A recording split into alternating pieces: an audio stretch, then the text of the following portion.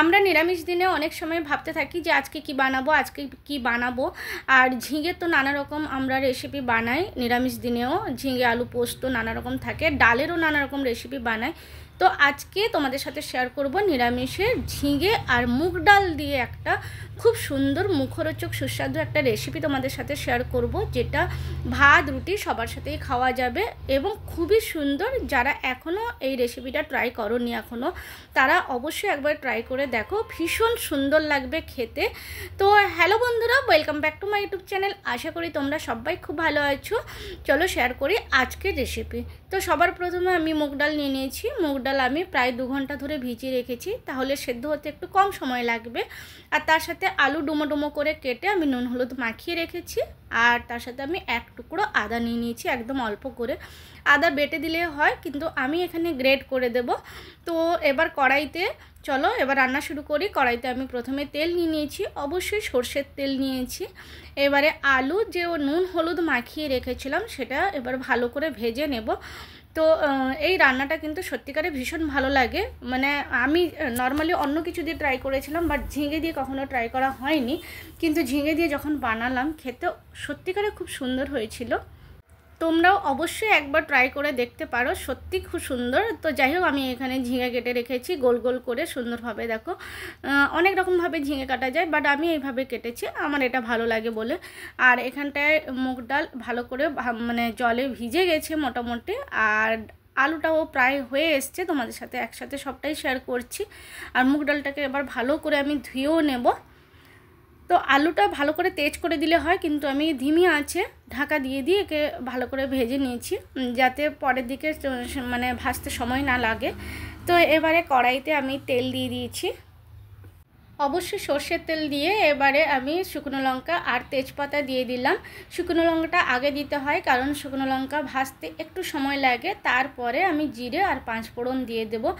ওই জিরে আর 5 ফোড়ন তাড়াতাড়ি ভাজা হয়ে যায়। যদি আগে শুকনো লঙ্কা না দিই তাহলে ফোড়নটা পুড়ে যাওয়ার সম্ভাবনা থাকে, তাই আমরা আগেই শুকনো লঙ্কা দিয়ে দিই, পরে ফোড়ন দিই।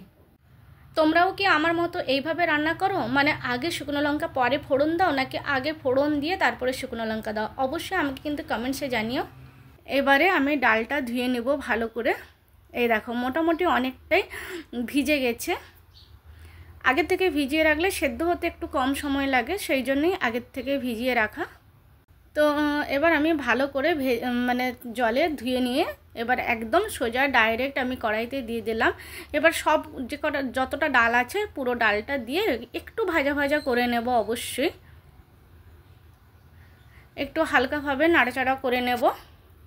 তো ডাল এমনি নর্মালি দেখবে মুগের ডাল খেতে ভীষণই ভালো লাগে, খুবই ভালো লাগে। কিন্তু অনেক সময় একটু আলাদা অনেক ইচ্ছে করে যে আজকে একটু আলাদা কিছু বানাই, আলাদা কিছু খাই।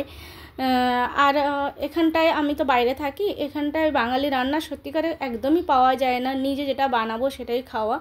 অনেক সময় অনেক মনে হয় যে না, আজকে নিজেকে রান্না করতে ইচ্ছে করছে না, বাইরে থেকে কিছু খাই। কিন্তু যেহেতু বাঙালি খাবার পাওয়া যায় না, তাই নিজেই যা বানাবো ওটাই খাওয়া, না হলে নেই।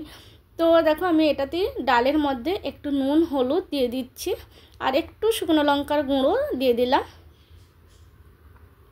এবার এটাকে ভালো করে ভেজে নিচ্ছি। ভাজা যতক্ষণ হচ্ছে ততক্ষণ তোমাদের সাথেও একটু গল্প হবে। তো যেটাই বলছিলাম, আর বাঙালি খাবার সত্যিকারে আমরা প্রত্যেকে, আমি তো ভীষণভাবে মিস করি, প্রচুর মিস করি। মানে মনে হয় যে যদি একটু বাঙালি খাবার পাওয়া যেত। তো যাই হোক, এবার তোমাদেরকে দেখাচ্ছি আদা যেটা নিয়েছিলাম, সেটা একটুখানি 1 টুকরোই আদা নিয়েছিলাম। তো আদা কাঁচা লঙ্কা গ্রেট আমি এখানে করে দিচ্ছি, বাট আদা কাঁচা লঙ্কা বেটে নিলেও কিন্তু কোনো অসুবিধে ছিল না।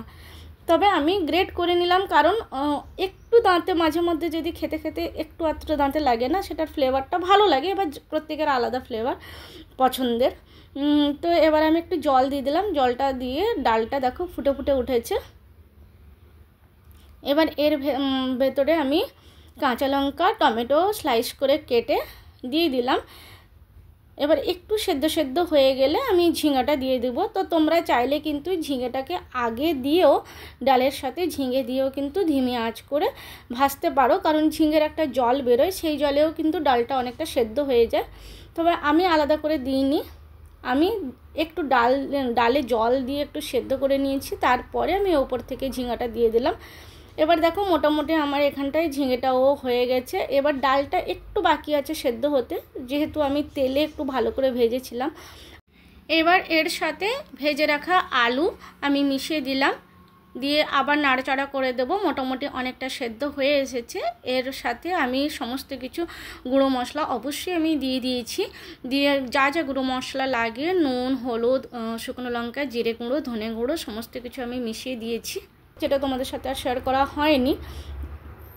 তো অবশ্যই পরিমাণ মতন দেবে, এবং অবশ্যই শেষে একটু চিনি না দিলে যেন এর টেস্ট কোথাও গিয়ে একটু হালকা মানে ইনকমপ্লিট থেকে যায়।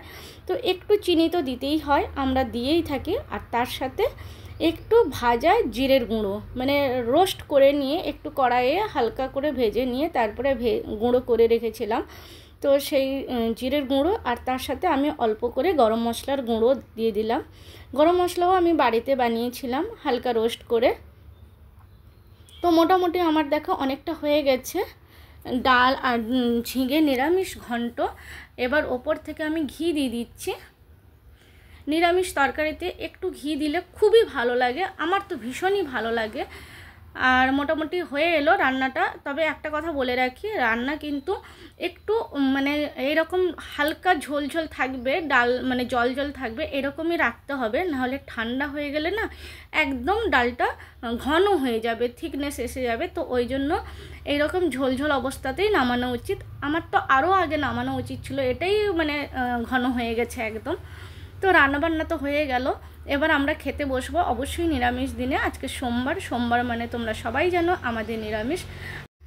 আর নিরামিষ দিনে বেশি কিছু না করলেও মোটামুটি বেগুন ভাজা করেছি, আর তার সাথে অবশ্যই যে ঘন্ট বানিয়েছিলাম সেই ঘন্ট তো থাকবে। আর আমের সময় যদি আম না খাওয়া হয় তাহলে এই সিজনটা চলে গেলে কিন্তু তখন মনে হবে যে যখন আম ছিল, অ্যাভেলেবেল ছিল, যখন আমের সময় ছিল, তখন কেন আম কম খেলাম বা খেলাম না।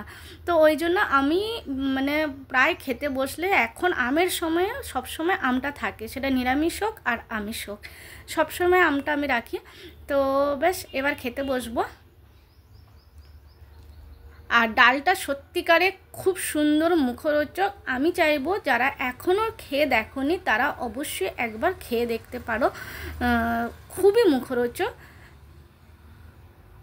তো ঝিঙের জায়গায় তোমরা পটলও দিতে পারো, কুঁদরিও দিতে পারো, এগুলোও কিন্তু খুব সুন্দর লাগবে, বা ফুলকপিও দিতে পারো, যে যেমন ইচ্ছে দিতে পারো। তো বন্ধুরা কেমন লাগলো বলো আমার আজকের এই নিরামিষ মুগ ডাল আর ঝিঙের রেসিপি। যদি তোমাদের ভালো লাগে তাহলে লাইক, কমেন্ট, শেয়ার করে দিও। আবার আসবো নতুন একটা ব্লগ নিয়ে, ততক্ষণ ভালো থেকো, সুস্থ থেকো, টাটা, বাই বাই, খুব খুব ভালো থেকো।